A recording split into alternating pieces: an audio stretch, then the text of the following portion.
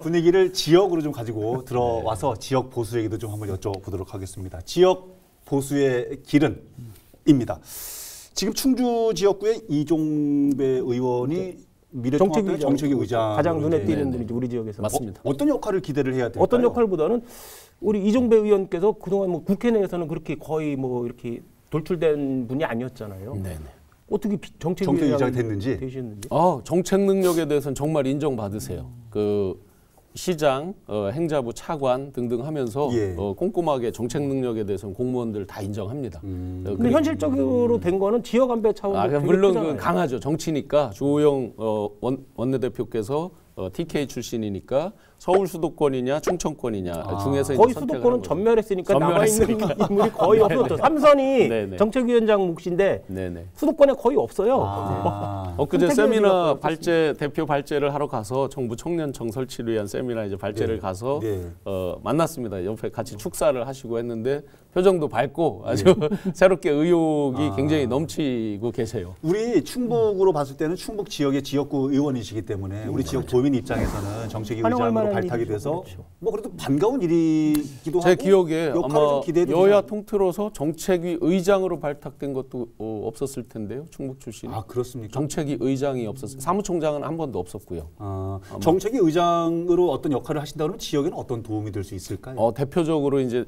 나중에 예산 시즌이 돼 봐야 되지만 거기에서 배분하고 여러 가지를 협상하고 그럴 때 굉장히 큰 역할을 하죠. 예산 정국에서요? 원내대표하고 세트가 어떻게 되냐면 원내대표하고 수석 부대표가 있고 이제 그 부대표단이 있고 정책위의장 둘이 이제 세트로 하는데 거기에서 전체적으로 야당과의 협상 전략이라든지 이런 것 수석 부대표가 직접 이제 협상을 하지만 전체적인 예산 조율하고 뭐 등등등에 있어서 아주 큰 역할을 하죠.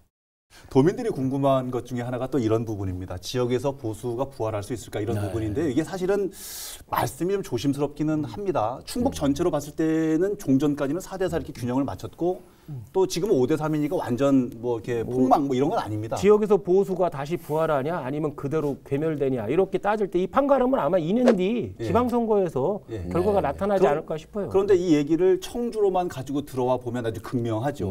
최근까지 3대1이긴 했지만 이제 4대0 이렇게 돼가지고. 일단은 뭐 단체장 다 저기고 국회의원도 그렇지만은 지방선거에서 보더라도 단체장 다 하고 그다음에 도의회, 시의회 뭐 민주당 일색이잖아요. 그렇기 때문에 2년 뒤 지방선거도 아까 실패할 확률은 없어요.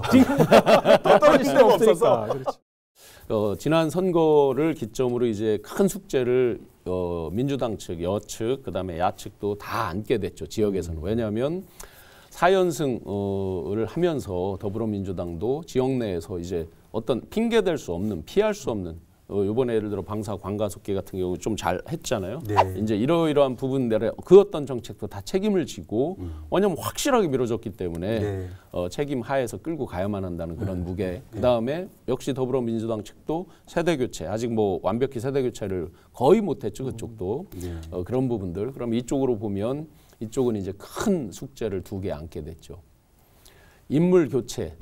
그다음에 전체적인 충북의 시대 교체를 이루어야만 집권할 수 있으니까. 근데 이제 인물 교체에서 더 큰 숙제는 사람을 기르는 기능은 아예 가져보질 못했잖아요. 그동안에는. 양당 똑같죠. 양당이 이제 공이 똑같은데 그러다 보니까 지난번에 누가 말씀하시던데 사실은 당선되는 저기를 보면 거의 관료 일색인 거예요. 관료적인 관료가 아니었더라도 예를 들어 도종환 의원님 같은 경우는 시인이고 시민운동을 하셨지만 이미 관료를 또 지내셨잖아요. 이런 식으로 이제 관료 위주로 되는 거에 대한 새로운 개혁 이런 것들. 특히나 이제 야권에서는 괴멸적 참패라고 표현을 쓰는 게 이유가 간단하죠. 수부도시인 청주 전체 163만 인구 중에 84만을 가지고 있는 우리 청주에서 기록적인 사패를 했기 때문에 전패를 했기 때문에 괴멸적 참패라는 그 표현이 맞을 겁니다. 농촌 지역 상대적으로 이제 외곽 지역에서만 당선이 됐기 때문에 그렇다면 앞으로도 그러면 청주 시내가 다 진보화돼서 이렇게 당선이 된 거예요. 그건 아닐 거고요.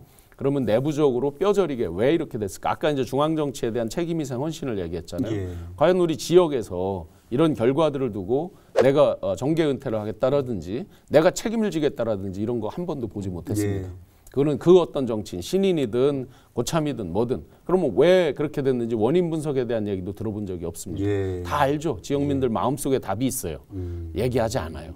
그럼 앞으로도 그런 식으로 간다 그러면 중앙에서 아무리 난리를 쳐도 몸부림을 쳐도 지역에서 만약에 그런 모습을 보이지 못한다 그러면 저는 또 마찬가지라고 생각합니다. 오늘 아주 작심하고 나오신 듯한 여러 가지 발언들 듣는 일부 시청자분께서 뼈 아픈 얘기도 있을 수 있을 것 같고. 2년 뒤에 지방선거가 중앙 차원에서도 그렇고 지방 쪽 차원에서도 이게 보수의 그 미래가 결정되는 중요한 선거가 될 수 있다고 그러면 지역에서 가장 중요한 거는 보수의 부활을 위해서 가장 중요한 것은 단체장 후보겠죠. 그렇죠? 청주시장과 도지사 뭐 이런 단체장일 건데 그 적절한 인물을 공천하는 게 가장 중요할 것 같아요. 이 시점에서는요. 그냥 비중 있는 인물. 그러니까 한 번 하고 그만둘 뿐이거나 정치판에서 달고 달아서 또 나오시는 분들 말고 조금 참신한 인물을 좀 공천하는 것이 미래의 여기 미래통합당이나 같은 보수정당이 지역에서 살 수 있는 하나의 길이 되지 않을까. 저는 그렇게 생각해요.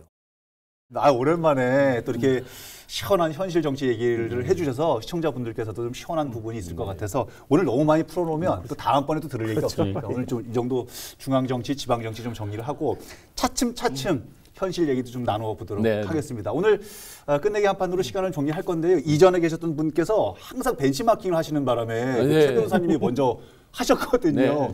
오늘은 선택권을 드리겠습니다. 제가 먼저 할게요. 먼저 하겠습니까? 예. 그 고대 로마 시대 베드로가 로마의 박해를 피해서 도피를 하다가 예수님의 환영을 보고서는 그 코바디스 도미네라고 말을 했잖아요. 주여 어디로 가시나이까? 저는 지금 김종인 비대위를 보면서 그 비슷한 말로 코바디스 미래통합당 이렇게 하고 싶습니다. 어디로 가십니까? 여쭙는 걸로. 수많은 사람들이 그 비아냥될 때, 저 그 비아냥 들을 때 정말 그 당을 만드는데 일조했던 사람으로서 마음이 아팠습니다. 미래통합당은 미래도 없고 통합도 없다. 그 얘기 많이 할 때 마음 아팠습니다. 결국은 아주 쉬운 우리가 많이 쓰는 말이죠. 환골탈태. 환골탈태예요? 환골탈태. 정말 뼈를 깎는 노력으로 저희 스스로 껍질을 벗지 않으면 이건 저한테도 다짐의 이야기가 되기도 하겠죠. 껍질을 벗지 않으면 새롭게 태어날 수 없다. 알겠습니다. 말씀 잘 들었습니다. 시청자분들도 궁금했던 것도 여러 가지 풀릴 것 같고 또 앞으로는 이런저런 얘기들을 좀 해줬으면 좋겠다는 주문도 좀 있을 것 같아서 오늘 아주 의미 있는 시간이 아니었나 생각을 해봅니다. 오늘 방송은 어떻게 보셨습니까? 다음 주에는 어떤 주제로 라이벌의 불꽃 토크가 펼쳐지게 될지 기대해 주시기 바랍니다. 다음 주에도 한판 합시다. 리얼톡 한판!